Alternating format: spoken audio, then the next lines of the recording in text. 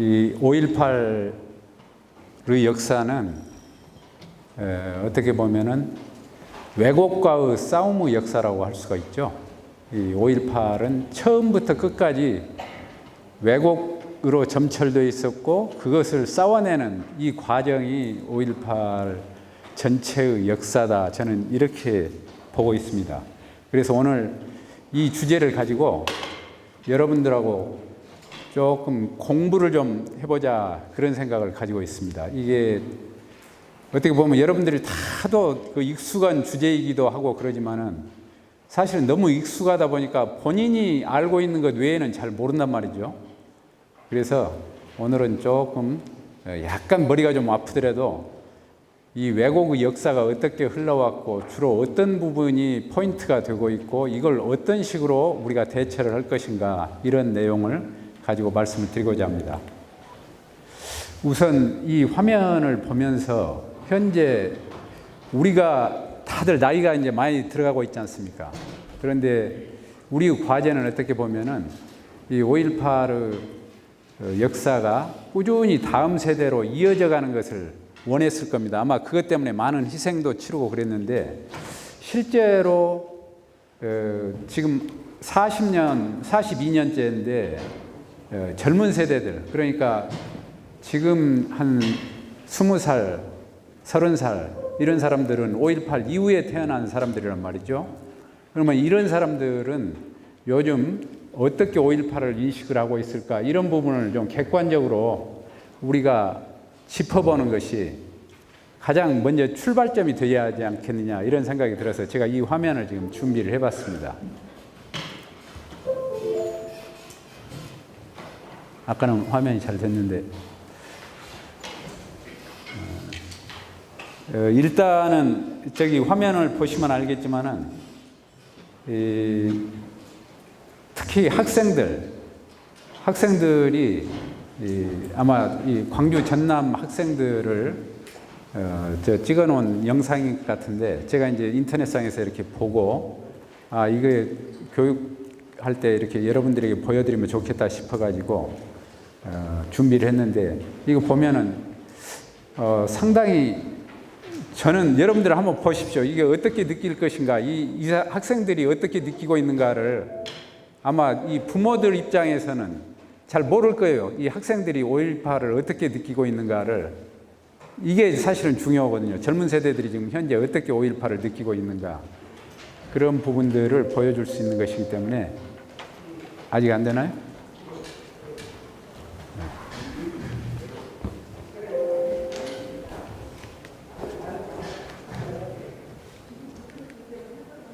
자, 이 영상이 돌아가게 좀 해주십시오.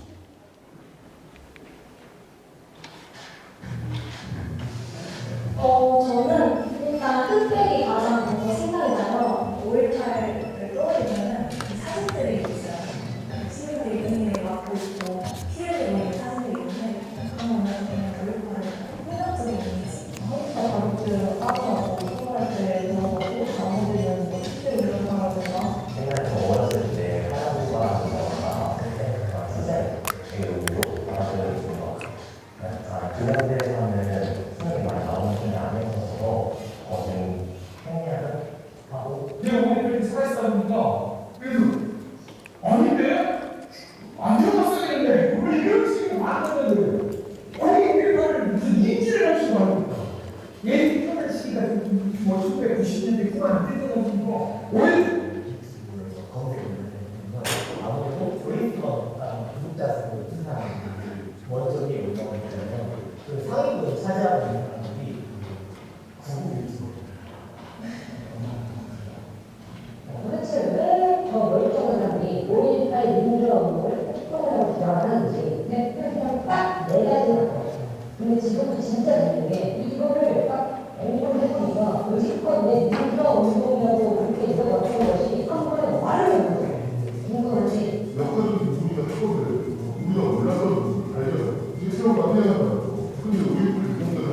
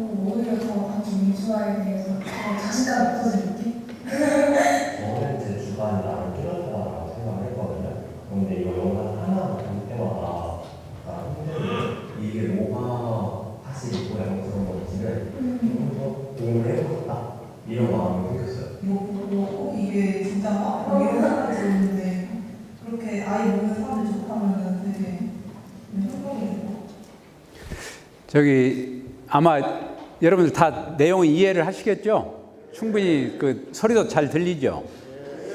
아마 이게 지금 현재 젊은 세대들이 이해하고 있는 5.18의 현주소가 아닐까 저는 그렇게 생각을 해보고 있습니다. 여기 앉아 계신 분들은 대부분 직접 체험을 하셨거나 혹은 그때 당시에 직접 체험을 안 하셨더라도 상당 부분 실체적인 내용을 알고 계신 분들이기 때문에 사실은 뭐 교육이 필요가 없죠. 그러지만은 우리가 지금 다시 이 문제를 다시 교육을 하고 다시 생각해 보는 것은 바로 이 사람들입니다. 이 학생들, 젊은이들에게 어떻게 5.18이 이어져 가야 할 것인가라는 것을 지금 고민해야 할 단계에 와 있는 것이죠. 그런데 이 학생들이 학교에서 나름대로 이 전라도 학생들이란 말이죠. 그렇기 때문에 긍정적으로 배우고 있고 그렇기 때문에 5.18이 민주화 운동이다 이런 것은 알고 있어요. 그런 정도까지는. 그런데 구체적인 내용은 모르고 있다라는 것이 자기들끼리 하는 이야기 아닙니까 지금? 그리고 보니까 또 왜곡하는 것이 유튜브에 찾아보니까 학생들이 정보를 섭취하는 방법이 유튜브에서 이렇게 주로 많이 한단 말이죠. 그런데 거기에 나와 있는 정보를 보니까 왜곡하는 정보들이 많아서 흥미로워서 한번 이렇게 클릭해 보니까 아까 그런 영상들이 나온단 말이죠. 그런 목소리들이. 그러면서 헷갈리게 만드는 거예요. 야, 이제 이렇게 되니까 진짜 헷갈리는데 지금 이런 이야기들이지 않습니까? 이게 아마 현주소지 않겠느냐 이런 생각이 들어요. 그래서 적어도 이런 학생들에게 우리가 이 내용을 정확히 알리기 위해서는 어떤 일을 하고 우리 스스로가 알아야죠. 왜곡이 어떻게 진행되어 왔는가 그 부분들을 지금부터 이제 제가 시간이 좀 오버가 됐기 때문에 지나가는 영상들은 좀 지나가도록 하겠습니다. 그동안에 5.18은 처음에는 완전히 폭동으로 규정이 됐지 않습니까? 그러다 보니까 이것을 밝혀나가는 과정이 굉장히 시간이 많이 걸렸죠. 그래서 도청 앞에서 집단 발포가 있었다. 이 사실이 밝혀진 것은 80년도 당시에는 밝혀지지 않았습니다. 광주 사람들만 알고 있었어요. 광주를 한 발짝만 벗어나면 아무도 몰랐습니다. 사람이 막 죽었다더라 하는 것은 알지만 광주 시내에서 그 백주 대낮에 그렇게 많은 사람들이 군인에 의해서 살해됐다 이런 사실을 아는 사람은 거의 없었습니다. 그런데 이 사실이 밝혀졌던 것은 청문회를 통해서 8년이 지나고 나서 1988년, 89년 이때 밝혀진 것이죠. 그리고 광주역에서 집단 발포가 있었다는 사실을 여러분들 다 알고 계시죠, 지금은. 그런데 이 사실도 그때 현장에 있었던 사람 외에는 굉장히 오랫동안 몰랐습니다. 저처럼 이 죽음을 넘어 시대의 어느 분을 넘어라는 책을 쓰면서 굉장히 취재를 당시에도 많이 했었는데 85년도 당시에 그때 당시에 거기에서 광주역에서 그날 밤에 5월 20일 날 밤에 굉장히 많은 발포가 있었다는 사실을 알고 제가 직접 보기도 했었습니다. 그럼에도 불구하고 이 사실을 그 책에다가는 쓰긴 했지만은 자세하게 쓸 수가 없었어요. 왜냐하면은 그 내용이 그때까지 자세히 알려져 있지를 않았었기 때문에. 그래서 이 내용이 밝혀진 것은 15년이 지난 1995년도 검찰 수사를 통해서 이제 수사 기록을 나중에 읽어보니까 여기가 자세하게 나와 있는 겁니다. 검찰이 그 부분을 집중적으로 수사를 했어요. 그래서 그때 비로소 알려져 있었습니다. 그런데 대부분의 사람들은 지금 5.18에 대해서 알고 있다고 하는 대부분의 사람들은 그날 밤에 저기서 무슨 일이 일어났는지에 대해서 구체적으로 알고 있는 사람은 별로 많지 않습니다. 별로 많지 않아요. 그 다음에 이제 안병하라는 사람이 누군지 아시죠?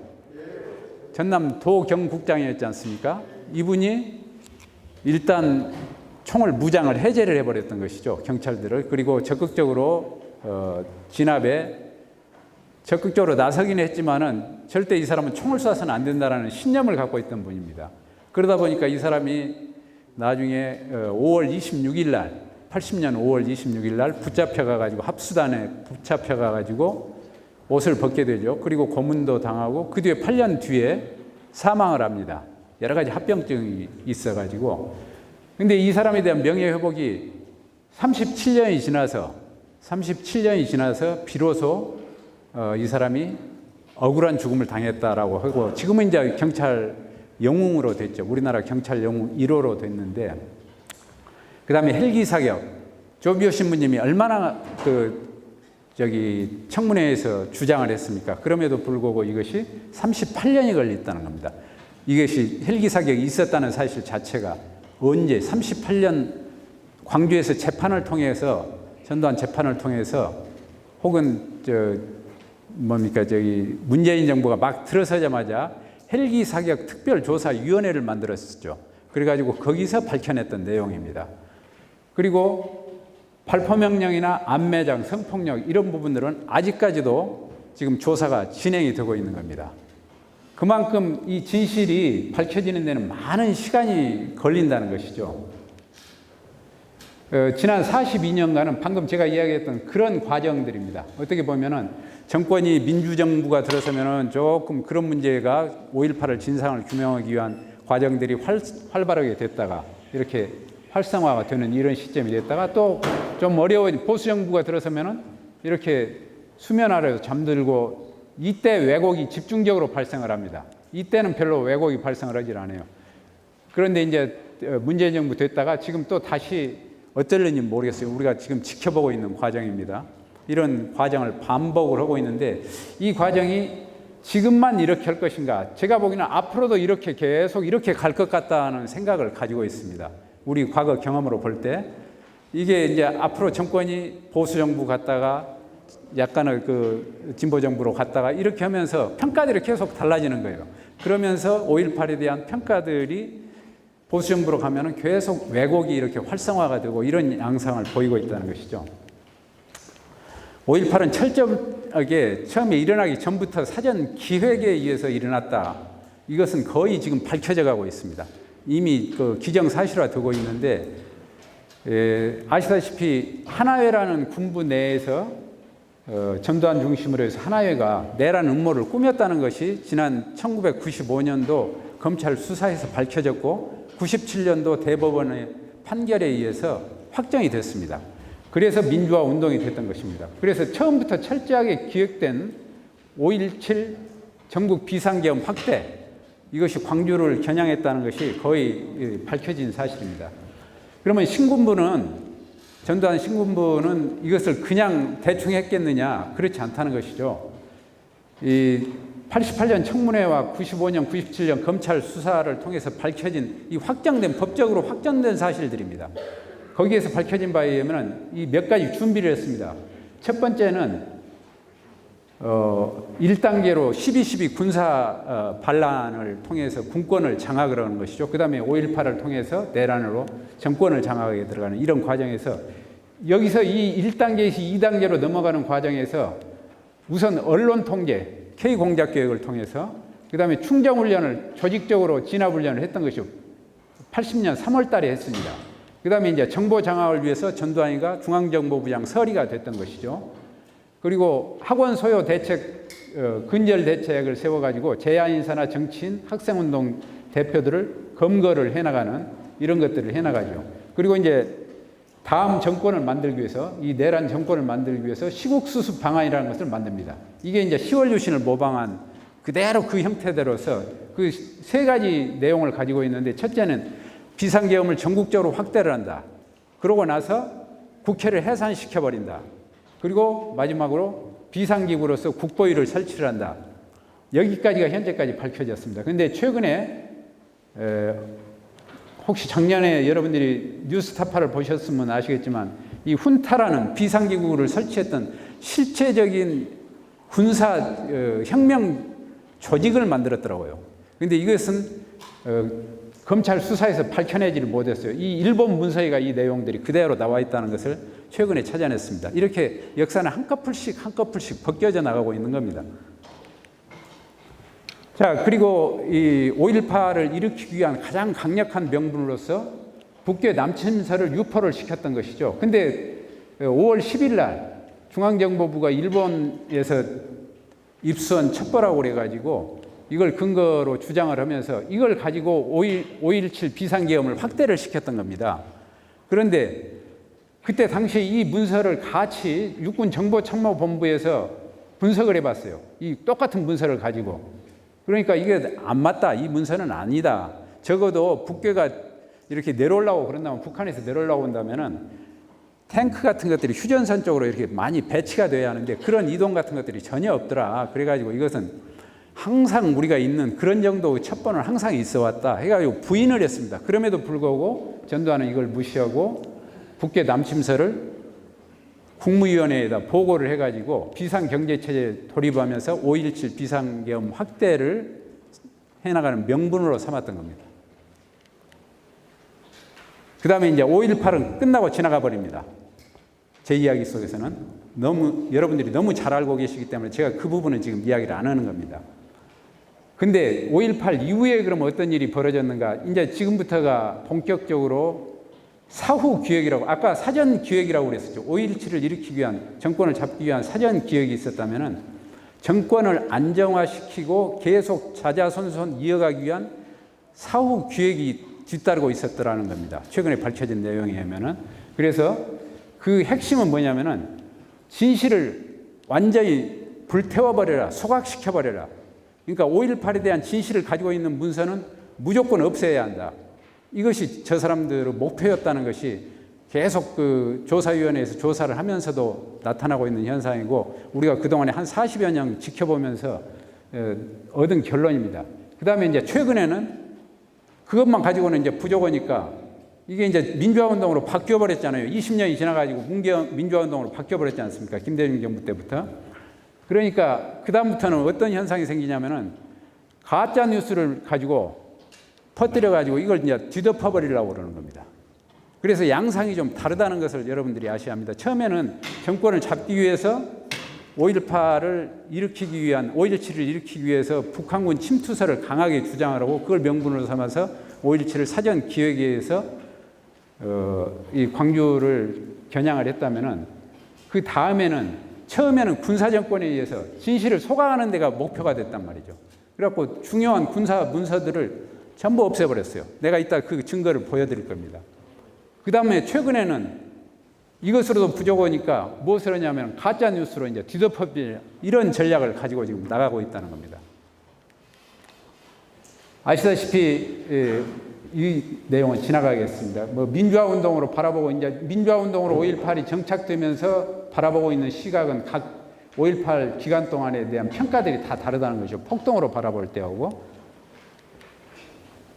5.18 이후에 왜곡은 어떻게 진행됐는가 이게 단계적으로 우리가 살펴볼 수가 있습니다.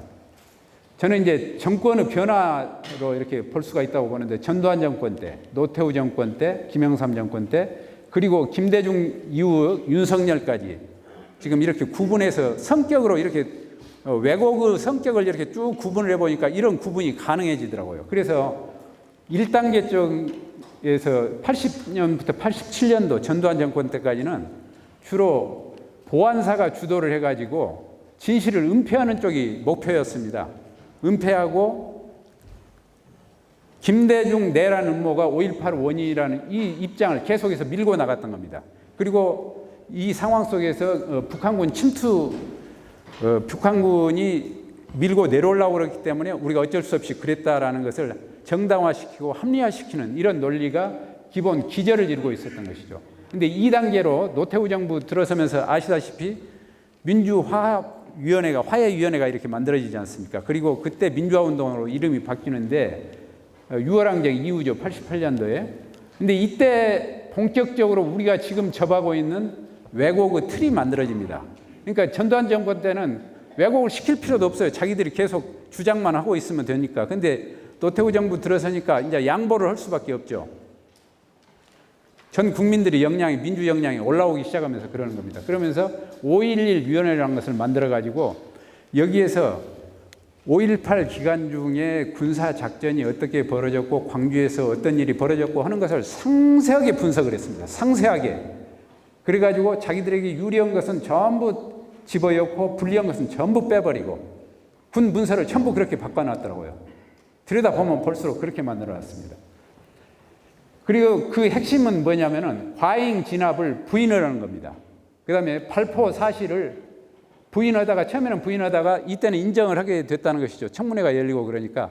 그러면서 이 발포 사실은 인정을 하되 우리가 어쩔 수 없이 발포를 할 수밖에 없었다는 자유권 논리로 포장을 하기 시작합니다. 그래서 이때 왜곡 포인트는 좌익권 논리를 합리화시키는 이런 쪽의 모든 것이 문서가 그렇게 만들어지고 있다. 이렇게 보시면 되겠습니다. 그 다음에 이제 3단계 김영삼 정권에 들어서면서 94년도부터 이때는 이제 검찰 수사가 본격적으로 진행이 되죠. 검찰 수사가 본격적으로 진행이 되는데 진실이 밝혀졌어요. 거의 중요한 진실이 90% 이상은 밝혀졌다고 봅니다. 그런데 뭔가 미진해요. 이 시기에 가장 중요한 것은 5.18을 과거에 내란이라고 그랬잖아요. 내란이라고. 5.18을 폭동이고 내란이라고 그랬는데 이것이 이제 민주화운동으로 성격을 밝혔고 가해자들에 대한 수사를 했다는 겁니다. 가해자들. 80년도에는 피해자들이 수사를 받았던 것 아닙니까? 여기 계신 여러분들이 수사를 받았는데 이 95년도부터는 이 가해자들이 수사를 받게 됐다. 이것이 이제 가장 큰, 여기가 이제 어떻게 보면 그 변화가 가장 중요한 터닝 포인트가 될 수가 있겠죠. 그 다음에 이제 99년 이 김대중 정부 들어서면서부터 자, 여기까지는 국가가 주도를 해가지고 국가와 군이 주도를 해가지고 왜곡을 주도를 했습니다.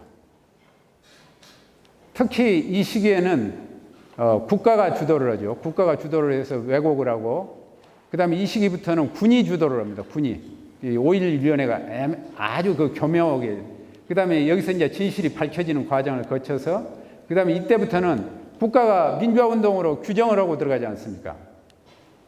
그러니까 이제 국가가 나서서 왜곡을 할 수는 없어요. 그러니까 어떻게 되냐면은 민간이 주도를 해가지고 이걸 왜곡을 하기 시작하는데 그때 혜성처럼 나타나는 사람이 누굽니까? 지만호이라는 사람입니다. 참 우리 역사에서 이런 사람이 있을까 싶은 참 희한한 사람이 나타나가지고 이 사람이 북한군 개입설을 주장을 하죠. 근데 이 사람이 처음에 북한군 개입설을 주장을 처음부터 했던 것은 아닙니다.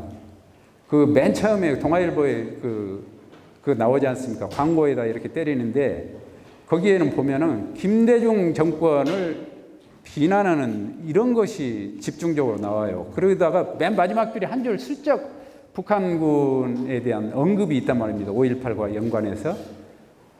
왜 그때 그런 광고를 실었는 거고 나중에 알고 보니까 최근에 이제 그 밝혀지고 있는 사실인데 김대중 정부의 초기에는 그 김대중 씨가 대통령이 되기 전에는 굉장히 협조를 많이 했었죠. 지만원 씨가. 그런데 이 사람이 김대중 씨가 정권을 잡고 나니까 프로젝트를 제안을 했던 모양이에요. 그래가지고 나를 좀 지원을 해달라. 그런데 보니까 너무 엉뚱하고 잘 안 맞는 이야기니까 지원을 안 했다는 겁니다. 그러니까 이제 그때부터 공격하기 시작하면서 이렇게 돌아서면서 계속 공격을 해가면서 5.18을 끌어들인 겁니다. 여기에다가. 5.18을 여기다 끌어들인 것이죠. 이게 더 좋다. 이런 생각을 한 것이죠.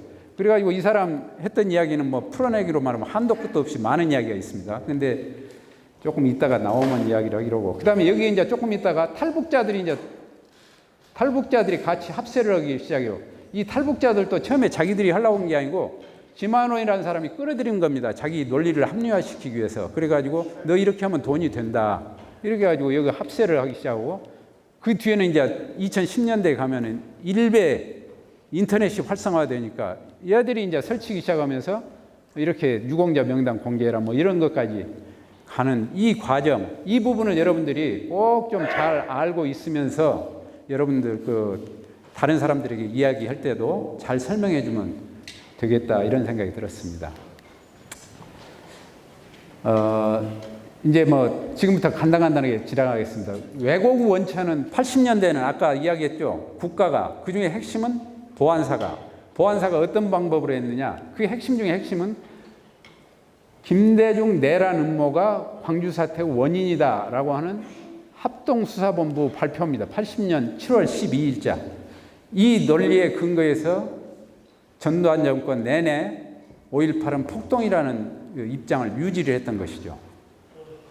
근데 아시다시피 최근에 5.18 왜곡하는 사람들 명단을 공개라는 가장 큰 이유 중에 하나가 뭡니까? 이해찬 총리 이름이 들어있다라는 거 아닙니까? 지금 5.18 유공자 명단 소개가. 근데 이 사람들이 그걸 이해를 못하고 있는 것인지 의도적으로 외면을 하고 있는 것인지는 모르겠으나 바로 이 김대중 내란 음모 사건에 연루가 됐던 겁니다. 이해찬 씨가 당시에. 그렇기 때문에 이 24명 중에 1명으로 유죄 판결을 받았던 것이죠. 그렇기 때문에 당연히 이 사람들이 5.18과 관련해서 피해를 입었던 사람들 아닙니까? 실질적으로 5.18하고 직접적으로 아무 관련이 없었지만 피해를 입었던 거예요. 그래서 5.18 피해 보상의 대상이 됐던 겁니다. 그래서 나중에 피해를 입은 사람들이 보상을 받은 사람들은 전부 유공자로 이렇게 지금 유공자법이 만들어지면서 바뀌었던 거 아닙니까? 그래서 이 사람들이 유공자가 된 겁니다. 근데 아시다시피 이제 2003년하고 4년도에 걸쳐서 전부 재심을 통해서 이 사람들이 전부 무죄를 받았습니다. 보안사가 가지고 있던 사진을 2017년도에 공개한 사진을 보면 이 사진이 들어있어요. 총을 들고 벌을 서는 여성들, 아마 도청 이 복도에 이렇게 서 있는 것 같아요. 이 여자분들이 도청에서 잡힌 사람들인지 안 잡힌 사람들인지 알 수도 없고, 또 하나는 이 사람들이 지금 총을 들고 쐈다는 것을 지금 상징하기 위해서 아마 데려다 놓고 붙잡아다 놓고 총을 갖다 주면서 이렇게 들고 사진을 찍었던 것 같아요. 아마 홍보물로 써먹기 위해서 이렇게 했었던 것 같습니다. 이런 식으로 사건을 조작하기 위한 작업을 무수하게 많이 해왔던 것이 보안사라는 것이죠. 그 다음에 이제 88년도에 5.11 위원회에서는 어떻게 조작을 했는가. 제가 보니까 가짜뉴스 첫 진원지가 5.11 위원회예요. 아시다시피 이 87년도에 노태우가 대통령으로 12월 달에 당선이 되죠. 그리고 88년 4월 달에 신민당이 압승을 해버려요. 선거에서 야당이 압승을 하는 것이죠. 그래가지고 88년도 10월 달에 청문회가 열리는 겁니다.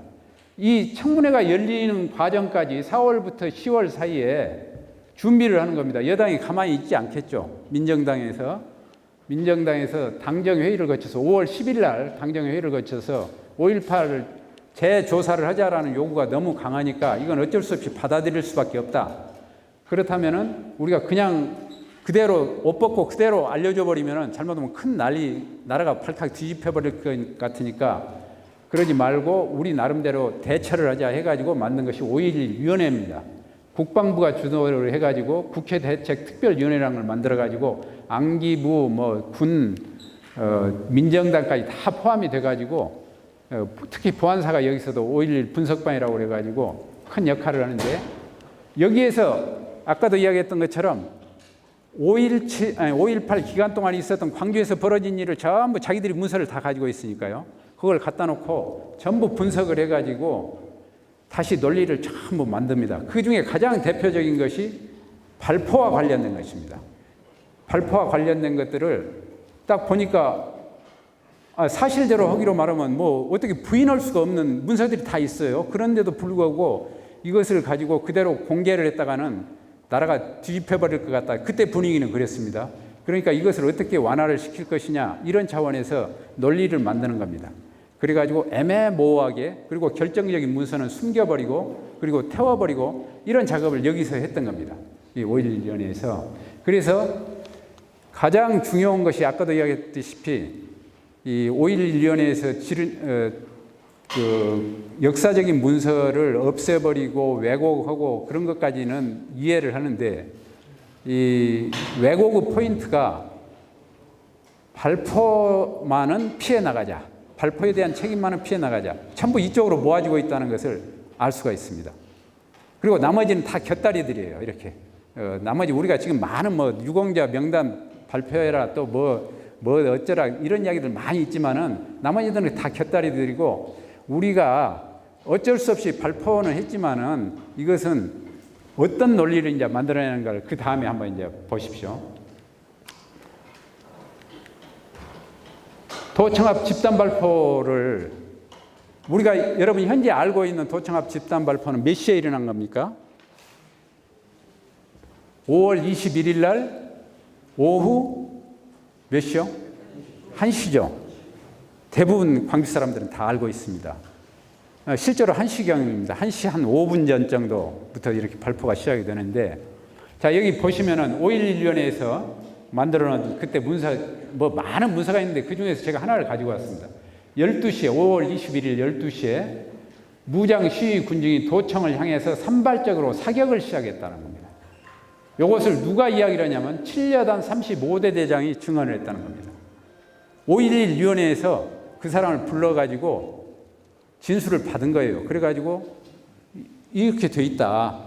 그래가지고 이 사람을 청문회에다 내세운 겁니다. 그래갖고 청문회 방송을 전국적으로 타니까 광주에서 일어난 사실을 잘 모르는 사람들 입장에서는 그럴 수도 있겠네 하고 고개를 까딱까딱 하지 않습니까? 그러니까 군이 총을 쐈다는 사실은 부인하지 않아요. 언제 쐈습니까? 1시 30분에 계엄군이 최초로 발사했다고 이렇게 되어 있습니다. 그것도 위협 공포탄을 도청 앞에서 쐈다. 이렇게 나오는데 무장 시위대가 1시에 계엄군에게 본격적으로 사격을 실시했다. 도청 앞에서. 도청 직원 및 전투경찰은 완전히 철수한 상태였다. 그럼 뭡니까? 시민들이 먼저 30분 전에 쏘고 나서 30분 후에 도청 앞에서 계엄군이 어쩔 수 없이 총을 쐈는데 총을 직접 시민들에게 향해서 쏜 것도 아니고 그 위협사격, 공포사격을 했다. 지금 이런 이야기지 않습니까? 그러니까 순서를 뒤바꿔버리면서 사태의 본질을 완전히 바꿔버린 것이죠. 이게 이제 가짜 뉴스를 완벽하게 만들어내는 방식인데 군 문서를 이렇게 만들어 놔버리니까 나중에 이걸 갖고 진상규명한다고 지금도 들이파고 있으니 이게 진상규명이 되어지질 않죠. 그래서 저는 진상규명 방법을 이렇게 생각을 하고 있습니다. 이런 방식으로 문서가 왜곡됐다는 것을 우선 먼저 밝히고 중요한 것은 피해 사실로부터 입증을 해나가야 한다는 것이죠. 피해 사실. 여러분들 같은 부상자분들이 적극적인 협조를 해줘야 합니다.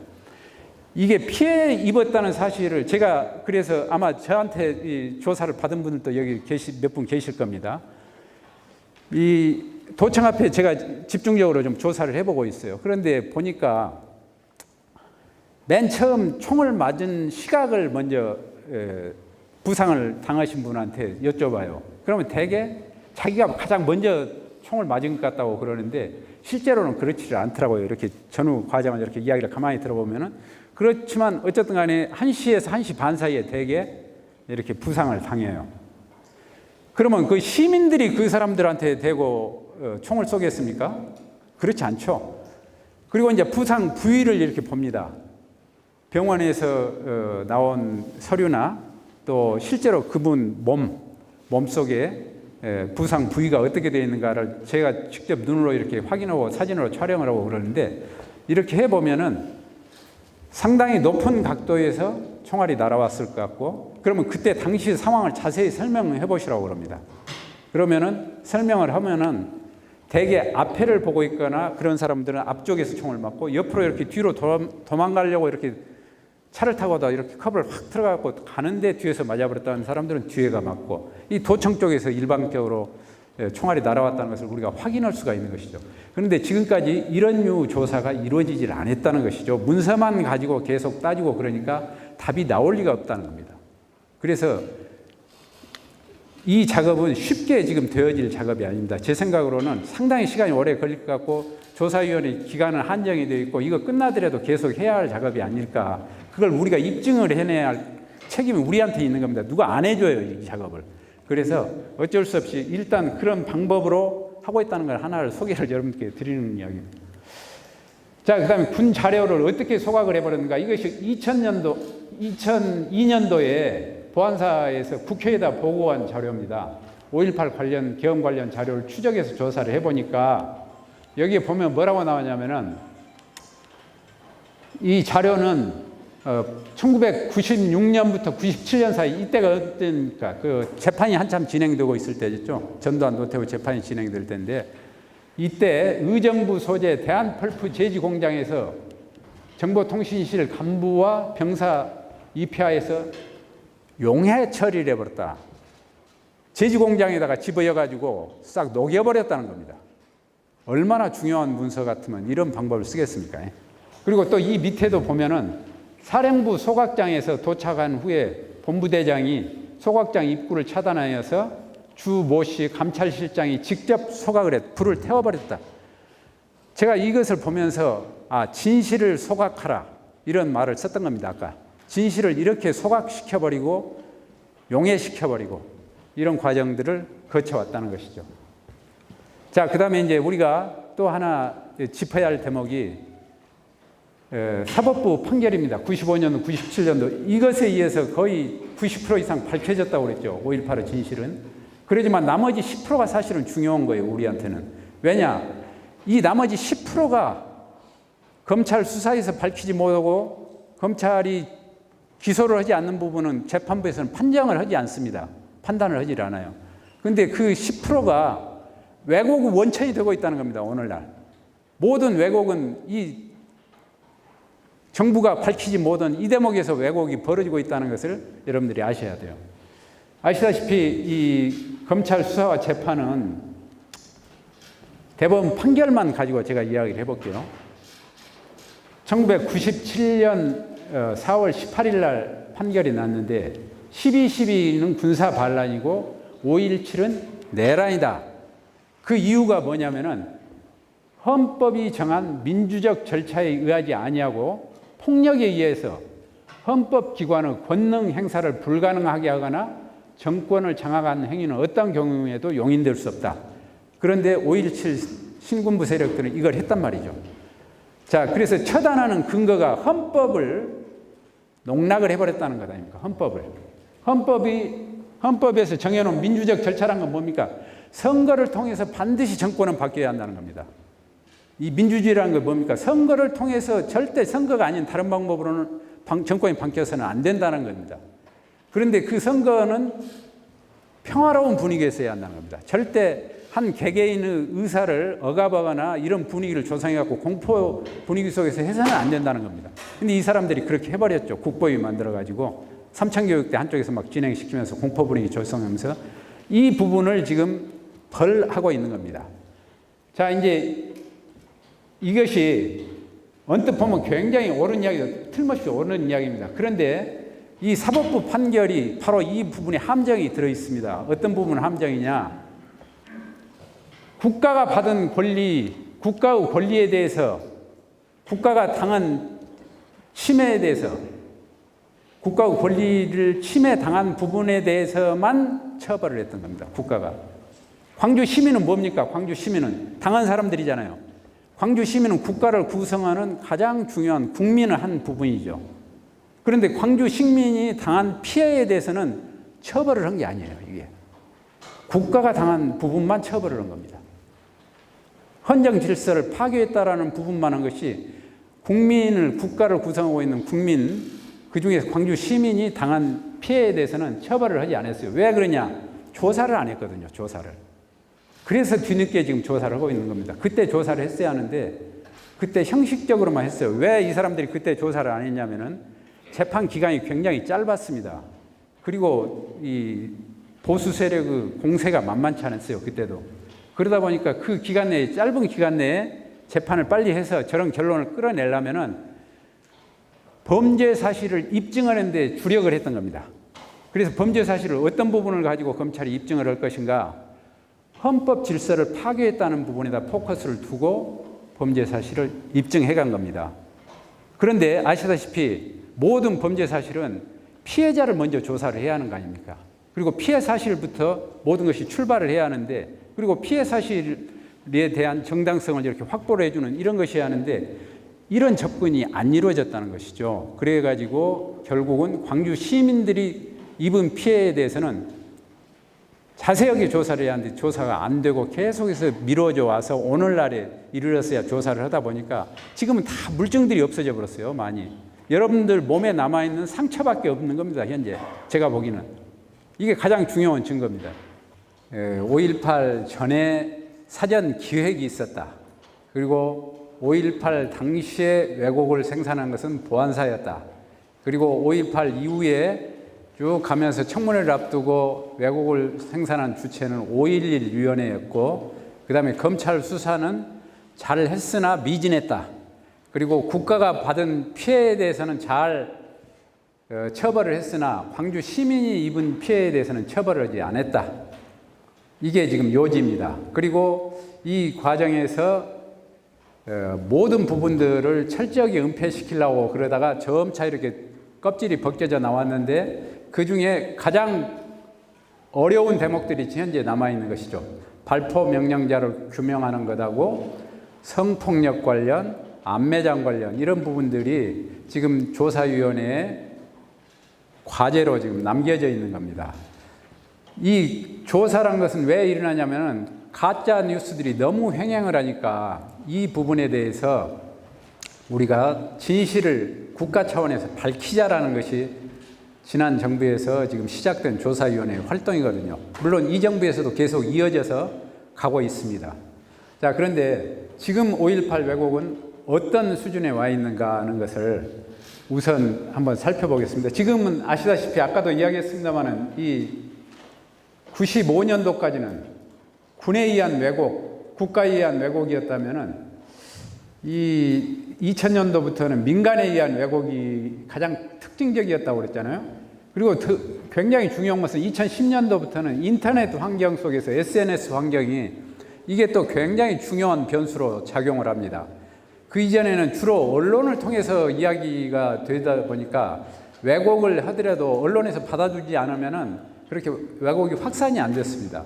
그런데 이게 이제 SNS가 되니까 유튜브 같은 거 뭐 마음대로 그냥 해버리지 않습니까? 이러다 보니까 막 쥐나 개나 이제 다 지금 달라들어서 그런 이야기들을 양산을 해내는 이런 양상이 벌어지고 있는데 그 중에 이제 가장 대표 주자들이 지만원, 김대령. 혹시 김대령 모르는 분들 있어요? 이 사람 참 골치 아픈 사람입니다. 근데 우리 국내에는 안 알려져 있는데 해외에서 주로 영어로 캘리포니아에 산다고 그러는데 꼭 귀신처럼 생겼어요. 이 사람이 사진으로 보면은. 근데 이 사람이 뭐 신학자라고 그러는데 지만원 저리 가라고 뺨칠 정도로 저 사람이 쓴 책이 국내에도 몇 권이 나와 있고 특히 아마존이라는 그 책 판매하는 데 있죠. 전 세계적으로 유통. 여기에 보면은 이 사람 책이 올라 있어 가지고 저희들이 쓴 죽음을 넘어 시대의 어둠을 넘어 이 책하고 경쟁을 하고 있습니다. 지금 이 아마존에서 서로 누가 더 많이 팔리느냐 그리고 누가 더 진실을 많이 알리느냐 지금 이런 과정들이 벌어지고 있는데 그 다음에 이제 지만원이를 뒷받쳐준 매체가 뉴스타운이라고 인터넷 신문 그 다음에 탈북자들 이 사람들은 요즘은 조금 좀 잦아들고 있죠. 그 다음에 이제 극우 정치인들 저는 이게 사실상 진원지이고 후원부대라고 생각을 하고 있습니다. 그 가장 진원지는 전두환이죠. 뭐니 해도. 자, 이제 민간인에 의한 새로운 역사 왜곡 시작을 이렇게 쭉 보면은 각 대통령 시기마다 어떻게 되어 왔는가를 쭉 제가 여기다 적어 놨습니다. 근데 그 중에서 다 이야기를 할 수는 없고 여러분들이 가장 잘 아시는 2010년대부터 시작해 13년도, 15년 박근혜 정부 때 일어났던 광수 시리즈 여러분 잘 아시죠? 광수. 그건 뭐 너무 유명하기 때문에 제가 그 부분에 대해서는 이야기를 안 하고 제가 겪었던 부분에 대해서 지금 이야기를 해보려고 합니다. 제가 겪었던 이야기. 제가 겪었던 것은 아까도 이야기했다시피 너무너무 책을 썼다고 그랬지 않습니까? 근데 이 김대령이라는 사람하고 지만원이라는 사람이 이 너무너무 책을 겨냥을 해가지고 집중적으로 공격하기 시작한 것이 2012년도부터 시작이 됩니다. 그리고 박근혜 정부가 이제 시작이 되면서부터 그러니까 2012년도 이명박 대통령 마지막 때 이렇게 시작이 되더만 박근혜 정부 들어서면서부터는 굉장히 노골적으로 이제 저를 간첩 혐의로 이렇게 해가지고 막 책에다가도 쓰고 별의별 그래가지고 결국은 제가 그 경찰 수사를 이렇게 받게 되는 근데 이제 경찰 수사를 너무너무 건으로 가지고 경찰 수사를 할 수는 없죠 저를 그러니까 제가 근무하던 직장을 가서 탈탈 털어가지고 요새 이재명 그 당 대표 그 양반 수사하듯이 그냥 수사를 해버리는 거예요. 뭐 그 목표를 가지고 이렇게 해버리면은 빠져나갈 방법이 없습니다. 제가 겪어보니까 그런 식으로 해가지고 제가 곤욕을 치렀습니다.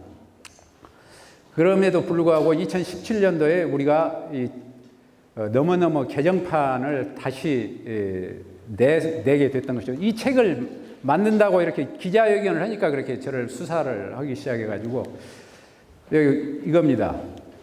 이 책이 이제 영어로 너무너무 책이 영어로 1999년도에 미국에서 UCLA 대학에서 나왔는데 그리고 이제 이 책은 뉴욕타임스 헨리 스코트 기자하고 저하고 같이 편집을 해가지고, 이건 직접 쓴 건 아니고 편집을 했습니다.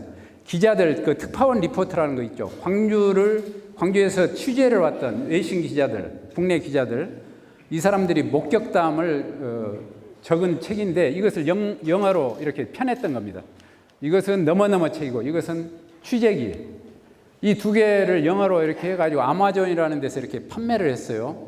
그러다 보니까 이 사람이 김대령이라는 사람입니다. 이 자기 페이스북에다가 이렇게 써놨어요. 2012년 12월 달에 이재희가 간첩 조직에 넘겨준 자료들을 기본 자료로 삼아서 1985년도에 광주민중항쟁 기록 죽음을 넘어 시대의 어둠을 넘어라는 책을 집필하고서도 이 대작을 황석영의 이름으로 출간하였던 이유는 자신이 광주 사태 관련자였다는 사실을 노출되는 것을 꺼려서였다. 이런 식으로 그래가지고 이 두 권의 책이 세계적으로 지금 알려져 있어가지고 이 책이 전 세계의 5.18에 대한 여론을 폭동이었는데 자기들이 봤을 때는 분명히 폭동인데 이것을 민주화 운동으로 만들어버리는 책이다. 그래서 이 책이 문제가 된다라는 식으로 겨냥을 하기 시작을 하더라고요. 이걸 저는 몰랐는데 나중에 찾아보니까 이게 나오더라고요. 사건이 일어나고 나서 한번 쭉 찾아보니까. 근데 이 책은 최근에 2017년도에 다시 쓰여졌는데 지난 7월 달에 다시 아마존에 영어로 번역이 돼가지고 개정판이 나오게 됐습니다. 그리고 그 아마존에 이 아까 김대령이라는 사람이 쓴 문재인이 흘린 눈물에 의해서 뒤덮어버린 광주 이런 식으로 해가지고 또 그 사람이 영어로 또 그렇게 써 올려놨어요. 지금 이 책들이 처음에는 이 책이 판매되기 전까지 이 책이 가장 위에서 아마존에서 팔리고 있었습니다. 근데 이 책이 나오니까 이제 최근에 이 책이 이제 우선순위를 지금 접하게 되는, 말하자면 국제 무대에서 지금 이렇게 각축이 벌어지고 있다는 겁니다. 5.18 현주소가 이 왜곡 문제를 둘러싸고.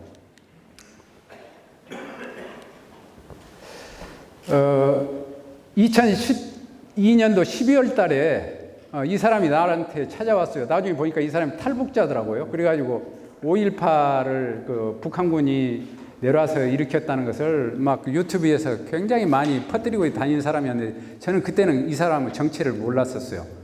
나중에 보니까 이런 사람이었다는 걸 알게 됐는데 이 지만호이라는 사람이 이 너머너머 책을 집중적으로 2013년 6월달 박근혜 정부 막 들어서면서부터 이제 공격을 하기 시작합니다. 이 죽음을 넘어 시대의 어둠을 넘어 저자가 안 보인다 해가지고 이 죽음을 넘어 시대의 어둠을 넘어라는 책은 5.18의 바이블로 통하고 있다. 그런데 이 책은 얼마 전까지만 해도 국민 모두가 읽어야 할 필독서였고 특히 지식인들 사이에서 언론인들 사이에서 기자들이 가장 많이 인용하는 5.18에 대한 책이었는데 이른바 모든 이런 내용들을 모두 다 담고 있는 역사서고 이것은 역사 뒤집기를 시도한 책이었다. 이런 식으로 지만원이 평가를 하고 있는 겁니다. 이 책에 대해서. 말하자면 5.18의 진실은 이 책을 통해서 알려지고 있었고 자기가 계속 왜곡을 하면서 5.18에 대한 평가를 다시 폭동으로 뒤집으려다 보니까 이 책 때문에 안 뒤집히더라는 거죠. 그 가장 근원에는 이 책이 있더라. 1985년도에 가장 먼저 만들어진 책이더라. 이런 겁니다. 그래서 도저히 우리가 안 되겠길래 2014년도 7월 달에 광주시의회에서 기자회견을 하면서 이 책을 다시 쓰겠다 해가지고 모여서 기자회견을 한 겁니다. 여기 이홍길 교수도 있고 정상용 전 국회의원도 있고 이런 분들이 이제 같이 하는 것이죠. 그런데 이걸 보고 이제 저를 타겟팅을 한 겁니다. 그래가지고 이 책에다가 보면은 2014년 7월 달에 기자회견을 했지 않습니까? 7월 8일 날. 그런데 그해 10월 달에 이 책을 만들었어요. 지만원이가 5.18 분석 최종 보고서. 이걸 가지고 자기가 바라보고 있는 5.18은 모두가 여기에 다 담겨 있다 하고 지금 이 책을 판매를 하고 있습니다. 근데 여기에 보면은 너머너머를 공격하는 내용이 대부분입니다. 너머너머를 공격하는 내용이 그중에 핵심적인 것을 제가 골라봤는데 이겁니다. 그 챕터 4장에 보면은 광주 사람들의 집요한 역사 왜곡 이렇게 해가지고 그 부분이 이제 이 너머너머는 북한 작품이다 해갖고 주로 너머너머에 대해서 비판을 하는 이런 것인데, 제가 여기에서 이 너머너머를 중요하게 다루는 이유는 첫째, 이 책이 보통 책이 아니라 북한의 역사 왜곡 작전의 가장 큰 도구이기 때문입니다. 북한은 5.18 사태를 북한의 통일 역사로 만들려고 대규모 병력을 투입했다가 실패하자 곧바로 역사 왜곡 작전으로 전환하였습니다. 이 사람들의 시각이 그겁니다. 그러니까 광주하고 5.18하고를 북한의 통일 전략하고 동일선상에서 평가를 하고 계속 그런 시각에서 왜곡의 논리를 생산해내고 있다는 것이죠. 그 가장 대표적인 것이 이 너머너머가 그런 논리를 제공하고 있다라는 겁니다. 근데 너머너머가 그 논리를 제공한 것이 아니라 광주 본질이 그런 문제들을 가지고 있는 것이죠. 저 사람들이 처음에 광주를 진압을 했을 때 북한 위협서를 조장을 해가지고 광주를 탄압을 했던 거 아닙니까? 광주를 이렇게 진압을 했던 진압 작전을 펼쳤던 것인데, 이 부분을 계속 그 논리적인 연관성을 유지를 하고 있는 것이죠, 지금. 그리고 이제 자기가 썼던 책이 더 역사의 진실이냐, 그렇지 않으면은 너머너머가 더 역사의 진실이냐, 이런 식으로 대비를 시키고 있습니다. 이 이야기는 너머너머는 100% 허위 사실이다라고 여기다 이제 이렇게 쓰고 있어요. 100% 북한이 뿌린 유언비어 내용들이다. 이런 식으로 모든 것을, 그리고 또 다른 북한의 대남 공작서다.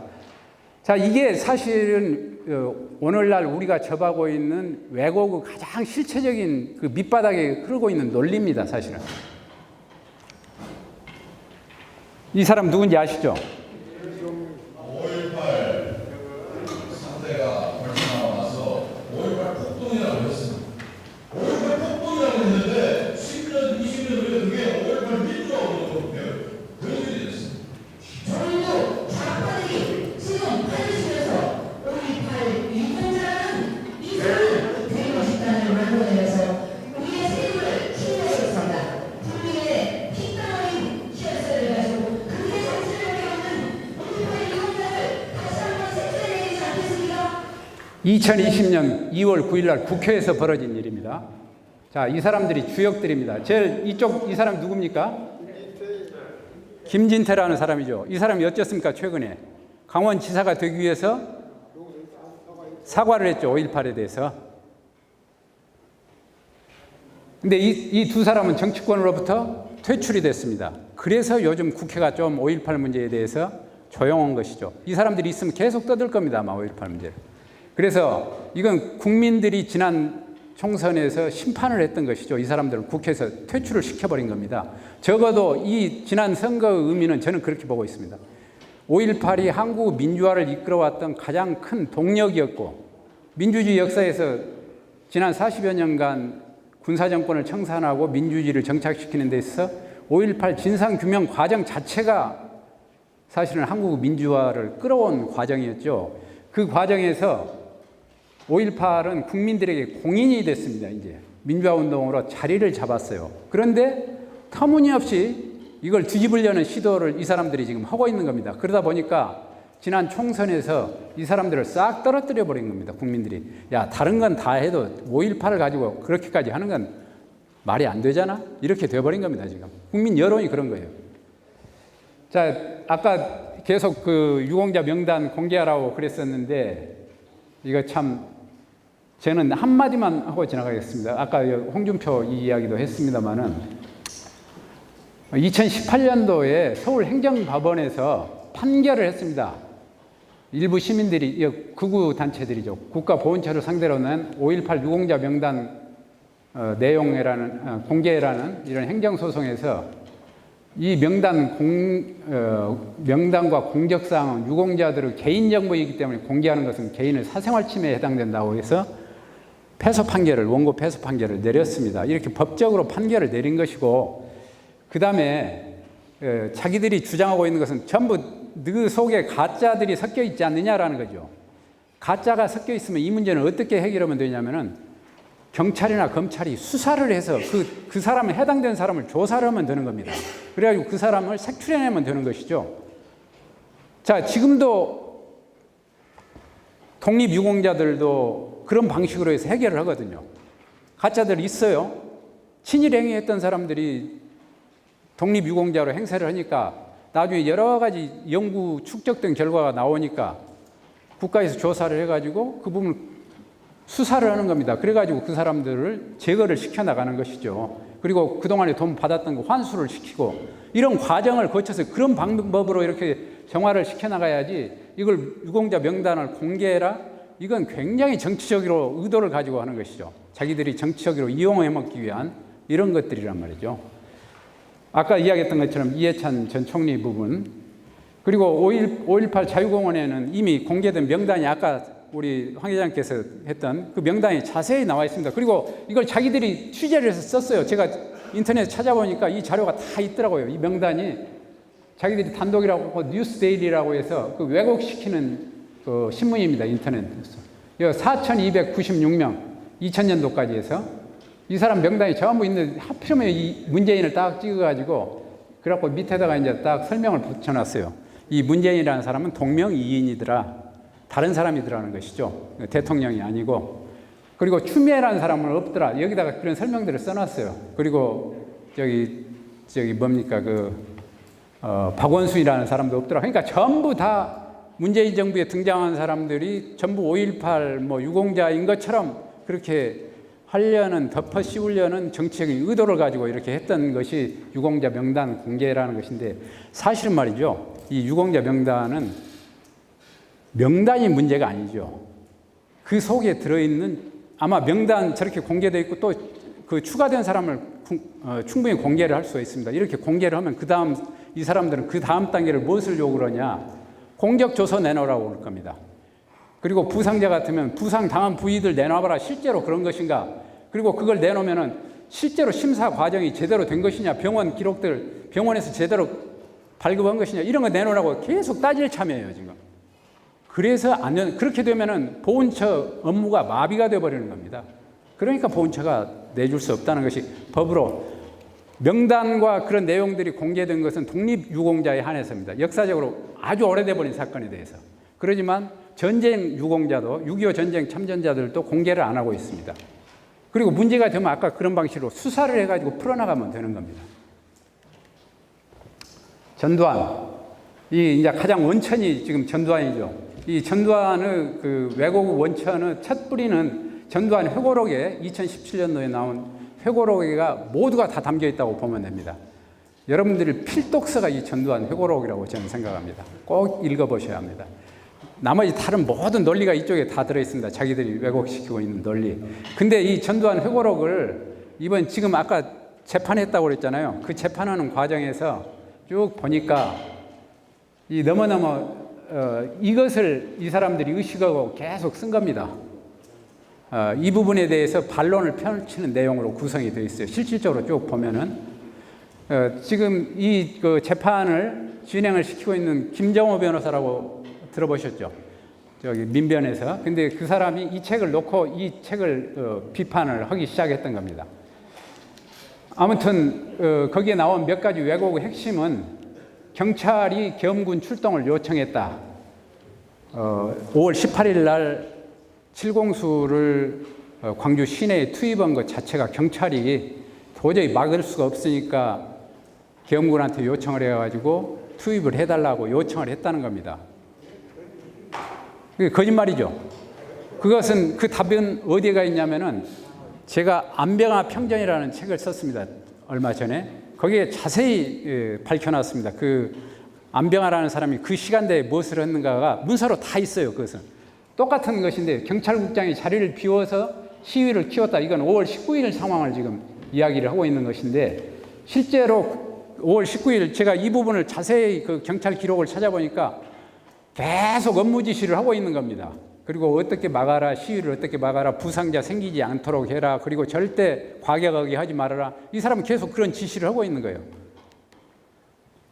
그 다음에 광주 시민이 먼저 무장했다. 아까 이야기했던 그 문서 봤죠? 그런 것처럼 온갖 문서가 전부 그쪽에 포커스를 맞춰가지고 군 문서들은 다 조작이 되어 있습니다.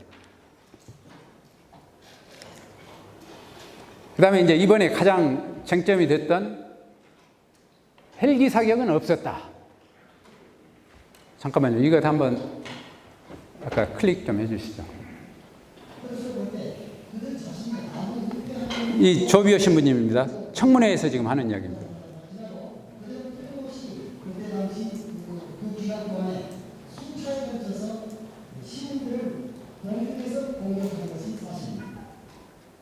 자, 조비오 신부님은 지속적으로 저 이야기를 88년도부터 계속, 88년도뿐만 아니죠. 5.18 직후부터 계속 주장을 했던 분입니다.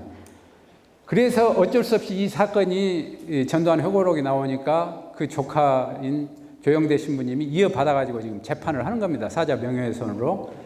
그래서 그 재판은 전두환 회고록이 잘못됐다라는 것인데 그 핵심이 헬기 사격을 두고 지금 벌어지고 있는 겁니다. 그래서 그 1심에서, 지난번에 법정에서 판결이 났어요. 1심에서. 그런데 판결이 이렇게 난 겁니다. 5월 21일 날 헬기 사격은 있었다는 겁니다. 500MD에서 505 항공대 또는 506 항공대 소속 위협 사격 이상의 헬기 사격이 실제로 사실로 인정된다 해서 유죄 판결을 받았습니다. 그 다음에 27일 부분은 헬기 사격이 있었다. 그런데 이건 무죄 판결을 받았어요. 왜 그러냐? 27일 날도 헬기 사격은 있었는데 조비오 신부가 문제를 제기하고 있는 것은 21일 내에 목격했다는 부분이기 때문에 이 부분만 유죄 판결을 한다. 이 부분에 대해서는 별도 재판을 다시 해라. 기소를 안 했기 때문에. 그래서 이 부분은 다시 지금 항소심에서 재판이 진행이 되다가 전두환이 갑자기 죽어버리니까 여기서 끝나버린 겁니다. 지금. 그래서 이 내용을 여러분들이 알고 계셔야 한다는 것. 왜 5.18을 지속적으로 공격하는 것일까요? 이 첫 번째는 5.18은 우리 사회 민주화의 진전에서 가장 중요한 전환점이었기 때문에 그럽니다. 그렇기 때문에 반민주 세력들이 저는 5.18을 폄훼시키고 있다고 보고 있습니다. 그 다음에 두 번째로 반공, 친북 이 프레임을 민주 대 반민주로 바꿔버린 것이 5.18입니다. 그 이전까지 박정희 정부 때까지는 우리나라에는 반공 세력하고 친북 세력 이 두 개의 세력으로 구분이 되어 있었습니다. 이데올로기적으로 구분이 되어 있었는데 이 구분을 5.18이 지나면서 민주화 세력 대 반민주 세력으로 구도를 확 바꿔버렸던 것이죠. 동의하십니까? 네. 그만큼 결정적으로 중요한 이런 메시지를 5.18을 가지고 있기 때문에 그리고 5.18은 이 국민의식이 그 사이에 굉장히 5.18을 거치면서 성장을 해버렸던 겁니다. 그러면서 군사주의나 반공주의가 설 자리가 거의 없어져 버린 거죠. 그러다 보니까 이 과거 군사정권 후예들이 아직도 남아있죠. 이 사람들이 돈도 많고 이런 사람들이 계속 돈을 주면서 쏘삭거리는 겁니다. 그리고 그쪽에서 이익을 받는 사람들 반공 체제가 유지됐을 때 이익을 받는 사람들이 계속 이런 논리를 만들어내는 것이죠. 그 사람들이 소위 이제 극우 세력이라고 할 수 있는데 이 사람들이 민주 대 반민주의 프레임을 다시 반공 대 친북으로 전환하려는 시도 이게 이제 좌익이냐 우익이냐 이런 구도를 만들어내는 것이 저는 5.18을 왜곡시키고 있는 가장 본질적인 동기라고 생각을 하고 있습니다. 실제로 이것을 자기들이 지만원이하고 같이 했던 이상진이라는 사람이 논리를 정리를 해놨더라고요. 내가 그것을 그대로 지금 여기다 표로 만들었는데 자 보시면은 5.18 때 북한 특수군이 5.18은 북한 특수군이 일으킨 폭동이다. 그리고 김대중과 손잡고 좌익 정권을 광주 사람들이 창출을 했다. 그리고 민주당은 김대중에 의해서 만들어진 것인데 종북 정권의 뿌리다. 그리고 이 민주당은 좌익 단체를 합법화를 시켜버렸다. 그 가장 대표적인 것이 전교조다. 그래가지고 전교조가 좌익 이념 교육을 실시를 해가지고 우리나라를 국기를 흔들어버렸다. 뿐만 아니라 좌파 정당까지 정의당이나 뭐 노동당 이런 걸 말하는 겁니다. 좌파 정당을 만들어버리고 좌익 사상으로 무장된 정치인들을 양산을 해냈다. 그리고 강성 노조를 민주당이 지지를 하고 있다. 그래가지고 문화계에서는 이 정교조 교육을 받은 사람들이 좌파 영화를 만들고 있고 괴물이나 기생충, 실미도, 뭐 화려한 휴가 이런 것들을 만들어내고 있다. 그 다음에 언론 노조가 좌경화되어 있다. 그리고 좌편향 책자들이 역사 우수도서로서 이렇게 팔리고 있는데 이게 모든 것이 다 잘못됐다. 이게 모든 것을 뿌리는 5.18로부터 비롯되고 있다. 이 논리입니다, 지금. 그래서 5.18을 무너뜨리지 않고서는 절대로 지금 이 그 좌경화되고 있는 한국의 정치 지형을 바꿀 수가 없다라는 것이 그 사람들의 생각이더라고요. 바로 이때 나온 이야기입니다. 2015년 3월 19일자에 발표된 논문을 제가 지금 요약을 해놓은 겁니다. 거기서 자기들 강연한 내용이에요. 아까 이 사람이 누군지 아시죠? 예, 많은 장성들이 앞에가 정호영이나 뭐 이런 사람들 많이 앉아 있습니다. 자, 방금 이 이야기는 방금 제가 요약한 그런 내용입니다. 이 글이 이렇게 있어요. 그래서 그 내용을 요약한 것이니까. 그래서 이 사람들의 결론은 뭐냐면은 이 이상진이라는 사람인데 이 글을 쓴 사람이 전 자유시민연대 공동대표라고 그래요. 5.18 사태의 진실을 널리 전파하는 일이 기묘하다. 그러니까 모든 일에 앞서서 가장 중요한 것은 이 우리 우파가 정권을 잡기 위해서는 5.18을 무너뜨리지 않고는 안 된다라는 것을 여기다 적나라하게 밝히고 있는 겁니다. 그래서 이렇게 정치적인 메시지를 강하게 담고 있는 그런 내용을 강연을 할 수가 있을까? 저는 깜짝 보고 놀랐어요. 자기들의 그 의도를 정확하게 드러내는 글이어가지고. 그래서 이 5.18이 민주화 운동이 아니라 북한 특수군에 의해서 일어났던 폭동이었다는 사실을 온 국민에게 전파하는 일이 무엇보다도 기묘하다. 이런 이야기를 여기다 버젓이 써놓은 겁니다. 자, 우리는 이제 어떻게 대응할 것인가? 5분 더 드리겠습니다. 자, 우선 철저한 진상규명이 있어야죠. 철저한 진상규명. 지금 진상규명 하고 있습니다. 그런데 저는 저걸로 다 끝날 것 같지가 않아 보입니다. 앞으로도 계속 진상규명을 해갈 수밖에 없는 이런 것일 것 같고, 그 다음에 두 번째로는 5.18 특별법에 지금 사법적인 규제를 할 수 있도록, 왜곡시킨 사람은 사법적인 규제를 할 수 있도록 근거 조항을 8조에다가 만들어놨습니다. 재작년인가요? 만들어놨죠. 그 다음에 이제 5.18 정신을 헌법 전문에 수록하는 일을 추진을 해야 한다고 봅니다. 헌법이 모든 것을 규제를 하는 것이니까요. 아까도 봤듯이 처벌을 할 수 있는 가장 강력한 근거가 헌법에 있는 겁니다. 그 다음에 저는 이제 이 부분을 굉장히 강조를 하고 싶은데 5.18 연구 역량을 강화를 시켜야 한 겁니다. 저 같은 사람 혼자 떠들어봤자죠. 여러 사람이 이런 그 내용을 좀 알고 있는 사람들이 여러 사람이 같이 떠들어줘야죠. 논문도 막 써내고 앞으로도 계속 왜곡은 있을 수밖에 없단 말이죠. 저런 정치적인 의도를 갖고 있기 때문에. 그러면은 그런 부분들을 논리적으로 이렇게 지금부터는 역사 싸움이죠. 역사의 정당성에 대한 싸움이지 5.18은 40년 전에 있었던 그 역사적인 사실에 불과하고 3.1절이 말하자면 그 오래전에 100년 전에 있었던 것처럼, 그런데 지금도 3.1절 갖고 계속 논쟁이 벌어진 것처럼 5.18 역시 마찬가지입니다. 앞으로도 계속 될 겁니다. 그래서 연구 역량, 5.18에 대한 연구 역량을 강화시켜야 한다. 그 다음에 마지막으로 이것을 체계적으로 교육을 시켜야 한다. 전 국민에게 교육을 시켜야 한다고 봅니다. 그래서 5.18 교육이 제도화가 되어야 한다는 것이죠. 이 5가지가 핵심이고 무엇을 조사할 것인가는 지금 현재 법으로 5.18 민주화운동 진상규명 특별법에 제3조에 보면은 어떤 부분을 쭉 항목이 나와 있습니다. 12가지가 아까 이야기했던 뭐 발포에 대한 것, 그다음에 안매장에 대한 것, 뭐 이런 여러 가지 것들이 다 나와 있는데 여기가 다 규정이 되어 있습니다. 이런 부분들이 규명이 돼야 한다는 것이죠. 그동안에 규명이 안 됐다는 것이죠. 그다음에 처벌. 요건 아까도 얘기했던 것처럼 5.18 특별법에 지금 법으로 딱 규정이 됐어요. 8조에가 왜곡되는 것, 신문, 잡지, 방송, 출판물에 의해서 이런 것들. 그러지만 학술이나 학문, 연구, 학설, 시사사건에서 역사 진행 과정에 관한 보도를 위한 것이나 이런 것은 아무리 비판을 해도 좋다. 그러니까 정당한 비판은 얼마든지 허용한다는 겁니다. 5.18에 대해서. 그렇지만 비난하고 근거 없이 허위사실을 유포하는 행위에 대해서는 단호하게 처벌을 해야죠. 지금 현재 이것이 5.18 단체들이 지금 같이 해나가고 있는 일 중에 하나라고 생각합니다. 그런데 이거 앞으로 지속적으로 해나가야 할 과제 중에 하나라고 생각을 합니다. 그 다음에 헌법 전문 수록. 국민의 80% 정도가 대한민국의 대표적인 민주주의 역사라고 5.18을 인식을 하고 있는 겁니다. 지금. 이런 것들이 헌법 정신의 전문에 넣을 수 있는 당위성을 확보를 하고 있는 것이죠. 자, 이제 유공자 문제. 유공자 문제는 세 가지 범주가 우리나라 보훈 체계에서는 유공자를 세 가지 범주로 나눠서 지금 유공자로 대우를 하고 있습니다.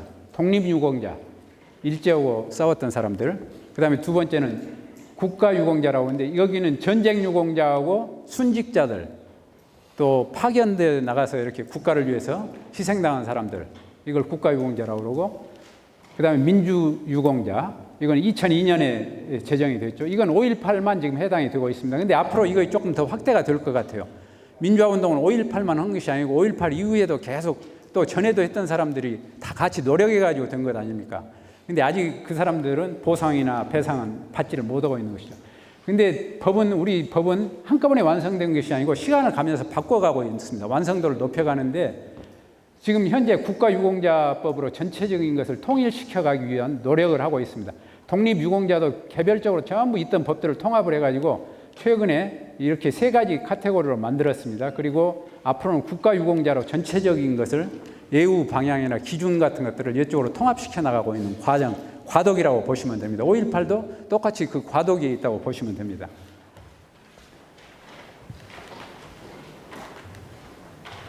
자, 5.18 연구나 교육이 왜 지속되어야 하는가?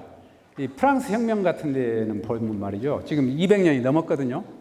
그런데 프랑스 혁명은 그때 일어나고 그것으로 끝난 것이 아니고 그 이후 엄청난 연구 과정을 많은 사람들이 달라들어가지고 학자들이 계속 연구를 하고 지금까지도 계속 연구를 하고 있습니다. 이래가지고 하나의 이념으로서 자본주의 혹은 민주주의를 만들어내는 가장 중요한 혁명으로서 위치를 격상을 시켜놓은 겁니다. 솔직히 말해서 프랑스 혁명의 그 발자크나 우리가 그 여러 가지 소설들을 보면은 5.18하고 똑같은 사건들이에요. 거기도 보면은. 그런데 역사적인 의미를 계속 부여하고 평가를 해주고 그렇기 때문에 가장 역사에서 중요한 사건이 된 겁니다. 저는 5.18도 똑같은 의미를 갖는다고 봅니다. 1980년대라는 시대가 어떤 시대인가를 세계사적으로 변화된 내용, 흐름을, 의미를 부여를 해주고 그 속에서 이 한국에서는 어떤 일이 벌어졌는가를 보여주는 일이 가장 중요한 것이요. 그런 연구들이 계속 지속이 되어야 합니다. 그런 것이 없으면은 조금 가다 우리 세대에 지나고 나면 스멀스멀 없어져 버릴지도 몰라요. 그래서 반드시 연구 역량을 강화를 시켜줘야 합니다. 그러려면 예산이 확보되고 투자가 돼야 합니다. 여기가. 그리고 이제 5.18 교육 제도화가 필요성, 최근에 5.18 재단에서 조사를 했는데 광주 전남 쪽에서도 이 5.18 교육이 이렇게까지 인쇄가 한가 저는 깜짝 놀랐어요. 이런 노력들을 5.18 단체들이 같이 해나가야 할 것이라고 생각이 됩니다. 우선 전라도부터 하고 그 다음에 다른 지역까지도 이렇게 확산시켜 나가려는 체계적인 노력을 해야죠. 저는 왜 그 문재인 정부 같을 때 그런 것들이 안 됐는가 정말 고개가 갸웃거려져요. 자, 이제 여기는 제가 이제 마지막으로 정리하는 의미에서 이야기를 하겠습니다. 5.18은 과거에 일어난 사건입니다. 이미 역사가 됐습니다. 여러분이 뭐라고 해도 역사가 됐어요. 여러분들 본인은 역사가 아닐는지 모르지만은 다른 사람들은 인구 대다수는 역사로 받아들이고 있습니다. 그리고 이것은 굉장히 어려운 과정을 거쳐서 6.25 전쟁은 저렇게 인정받기 위해서 어려운 투쟁 안 했어요. 독립운동 저렇게 어려운 투쟁하지 않고 다 인정됐습니다. 국가유공자로. 5.18은 어떻습니까? 무지하게 싸워가지고 그 이후 과정은 싸워가지고 인정을 받은 거 아닙니까? 이게 그럴 수밖에 없는 성격을 갖고 있는 겁니다. 5.18은. 왜냐? 국가 권력하고 정면으로 부딪혀버렸기 때문에. 그러지만 독립운동은 우리 국가 권력하고 부딪힌 게 아니잖아요. 일제하고 부딪혔던 것이기 때문에 크게 저항 세력이 없습니다. 6.25 전쟁. 국가 권력하고 부딪힌 게 아니잖아요. 그러니까 바로 국가가 인정을 해줘 버리는데 5.18은 뭡니까?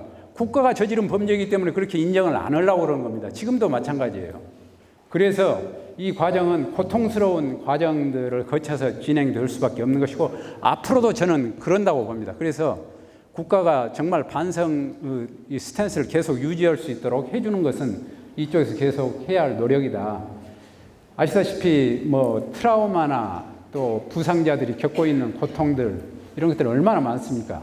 그리고 핵심 책임자들이 사망해 가고 있는데 거의 다 죽었더라고요. 정호영 씨 하나만 살아남았어요. 지금 보니까 이제 책임을 어떻게 물을 것인가 이런 문제가 남아 있습니다. 지금 책임을 안 묻고 지나갈 수도 없습니다. 그리고 미래 세대가 5.18을 기억하는 방법을 우리가 새롭게 만들어내야 합니다.